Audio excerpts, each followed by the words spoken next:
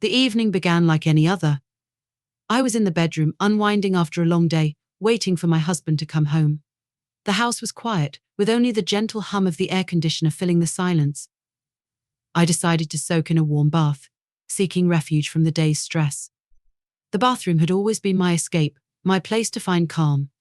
As the scent of lavender filled the room, I slipped into the warm water, letting it soothe my mind and body. I knew my husband would be home soon. He often came to check on me, sometimes surprising me during my bath when I least expected it. It always made me smile when he joined me, even on days when I felt down. Tonight, I expected nothing different. I heard the door creak open but didn't bother looking up, assuming it was him. The footsteps were familiar, the sound of the door clicking shut, and the quiet way someone approached, just like he always did. My heart began to beat a little faster, anticipating his presence. The dim light in the bathroom made it hard to see clearly, but I didn't need to. With a half smile, I kept my eyes partly closed, sure that my husband was standing nearby, ready to surprise me like he had so many times before. I waited for him to say something or reach out to me, maybe with a playful or loving comment, but instead, there was only silence, just the sound of him stepping closer. I could sense his presence behind me, feel him standing there, and my skin tingled with anticipation. My heart raced, the quiet tension in the air making the moment feel even more thrilling. Slowly, I leaned back, expecting the familiar touch of his hands, but something felt different this time. The atmosphere in the room wasn't quite the same. My husband would have spoken by now, made a joke or a teasing remark, but whoever was there just stood silently watching. I opened my eyes, still believing it was him, but an unsettling feeling crept in. I turned my head slightly, and my breath caught. It wasn't my husband standing there, it was my stepson. For a second, I was paralyzed, my mind racing to make sense of the situation. How had I mistaken him for my husband? The shock of seeing him so close in such a private moment sent a shiver down my spine. He looked as surprised as I was, but there was something else in his expression, something I couldn't quite identify. Was it curiosity? Was it desire? I couldn't tell, but it made the air between us heavy with tension. Quickly, I grabbed the towel from beside the tub, wrapping it around myself, my face flushing with embarrassment. I tried to laugh it off, assuming he had walked in by accident, but the silence was suffocating. I couldn't bring myself to speak at first, my heart pounding, not from fear, but from the intensity of the moment. Something new hung in the air between us, an energy I hadn't anticipated, a feeling I hadn't known before. "What are you doing in here?" I finally managed to ask, my voice unsteady. He stammered, looking away briefly before meeting my gaze again. I thought you were Dad," he muttered, his cheeks as red as mine. He was clearly embarrassed, but there was something more behind his eyes. He didn't leave. Instead, he hesitated, as if he couldn't bring himself to walk away. Part of me wanted to tell him to go, to end the awkwardness, to make everything normal again. But another part of me, the part that felt the electricity in the air, was curious. What was he thinking? And what was I thinking? I couldn't deny the rush of heat through my body, the strange thrill of being seen like this by someone other than my husband.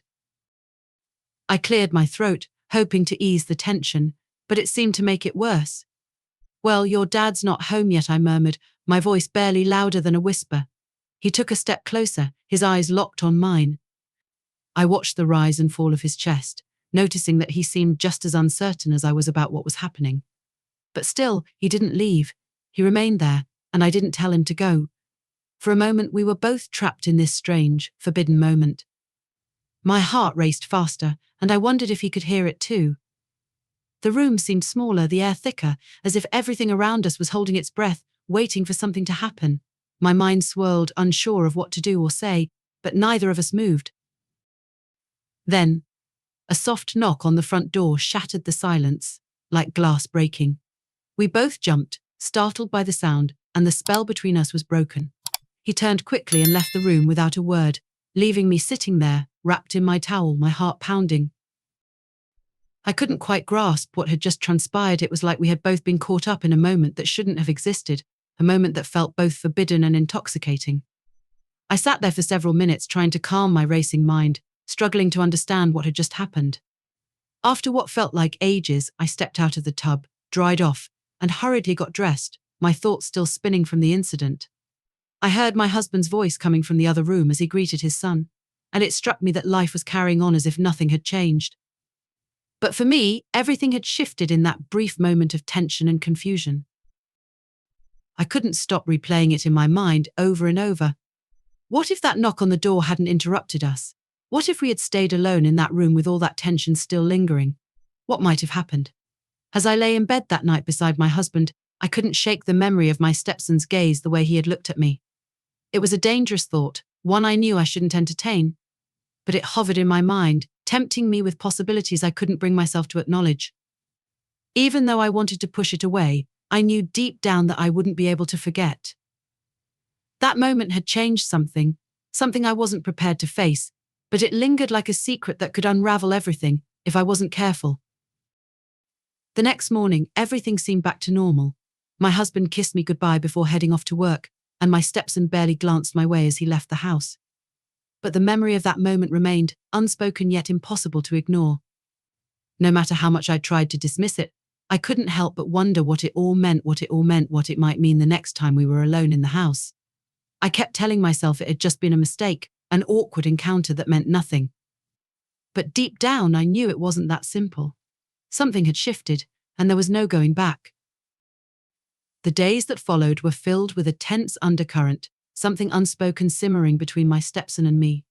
Every time I caught him looking at me or felt his presence nearby, I was reminded of that night. It was as though the air crackled with the memory of what had passed between us, even though neither of us spoke of it. I tried to carry on as if nothing had happened, convincing myself that it was just an accident.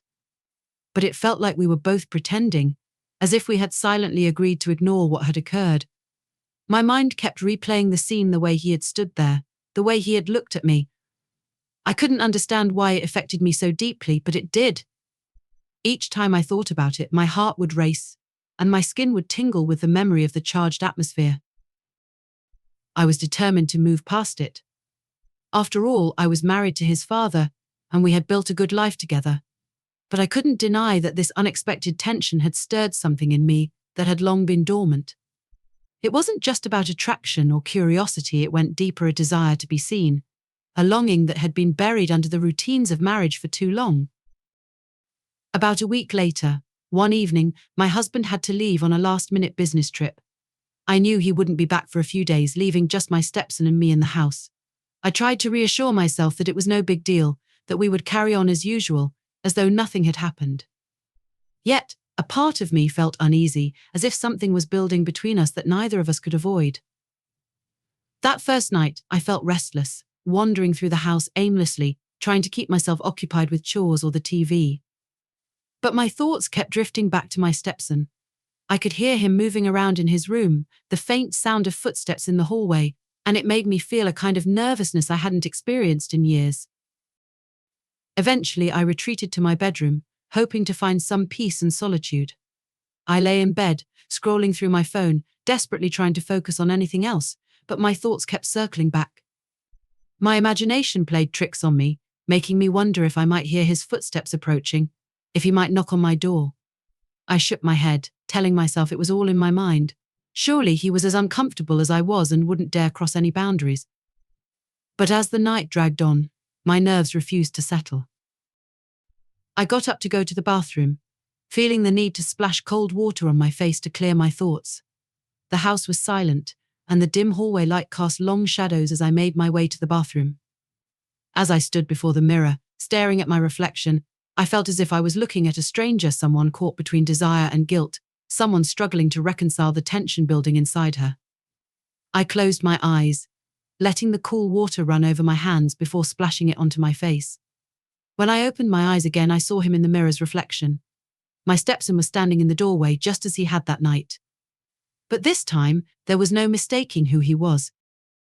My heart leapt into my throat, and I spun around quickly, clutching my towel close to me, even though I wasn't in the tub this time. "What are you doing?" I asked, my voice barely more than a whisper. He didn't respond right away, just stood there, looking at me with an intensity that made my stomach twist with a mix of nerves and curiosity. His eyes were dark, filled with something I hadn't seen before, something that both unsettled and intrigued me. "I didn't mean to scare you," he finally said, his voice soft and low. I wanted to talk." I swallowed hard, unsure of how to respond. The tension in the room was thick, and I could hear my own heartbeat pounding in my chest. About what I managed to ask, though I wasn't sure if I wanted to hear his answer. He took a step closer, and I felt the warmth radiating from him, the proximity making my pulse quicken. About that night, he said quietly. I've been thinking about it. I can't stop thinking about it. My breath hitched again. This was the conversation I had been dreading, the one I had been trying to avoid. But now that we were here, face to face, I realized that I had been thinking about it too. I couldn't shake the memory. The feeling of being seen in that way lingered. I thought you were your dad, I blurted out, trying to diffuse the tension, to make it seem like it was all a misunderstanding. But even as the words left my mouth, I knew they weren't entirely honest. I know, he replied, stepping closer, but that wasn't all. Was it? His words hung in the air, laden with unspoken meaning. I didn't know how to reply. Part of me wanted to push him away, to tell him to leave, to act like nothing had happened. But another part of me, the one that had felt that same unsettling thrill that night, wanted to stay, to see what might unfold. I don't know what you're talking about, I said, but my voice gave me away. It wavered, unsure, just like I felt inside. He was so close now that I could feel his breath on my skin, the warmth radiating from him sending a shiver through me. You do know, he murmured, his hand grazing my arm. The light touch sent a jolt through me, and I couldn't stifle a soft gasp. This is wrong, I insisted, but the words felt empty, lacking any real conviction. Because in that moment, all I could sense was the heat between us, the allure of something forbidden and dangerous, something I hadn't felt in years. I can leave if you want me to, he offered, his voice barely more than a whisper. Just say the word, and I'll go, but I remained silent. I couldn't bring myself to speak because, deep down, I didn't want him to go, not yet. He moved even closer, and the tension between us snapped like a taut string breaking. Before I could fully comprehend it, his lips met mine, tentative at first, then growing more intense, more desperate. I kissed him back, my hands gripping the edge of the sink as my body reacted to his touch. In that instant, all the confusion and guilt vanished, replaced by something raw and primal. It wasn't about love or even desire, it was about the exhilaration of crossing a boundary, of venturing into the unknown. When we finally pulled back, our breaths came fast and our faces were flushed. I saw the same mix of emotions in his eyes that mirrored my own longing, guilt, uncertainty. Neither of us knew what would come next, but we were both aware that a line had been crossed, one that couldn't be undone. I'm sorry, he whispered, his voice thick with emotion. I didn't mean for this to happen. I shook my head, still trying to steady my breathing. It's not your fault, I replied softly. It just happened. We stood there in silence for a while, each of us trying to come to terms with what had just transpired. But even as the gravity of the situation sank in, I couldn't ignore the feeling that I didn't entirely regret it. Not completely. If my story resonated with you, or if you enjoyed listening, please hit the like button and subscribe to my channel. I'll continue to share more stories like this, tales of resilience, healing, and finding light in the darkest moments. Thank you for being here.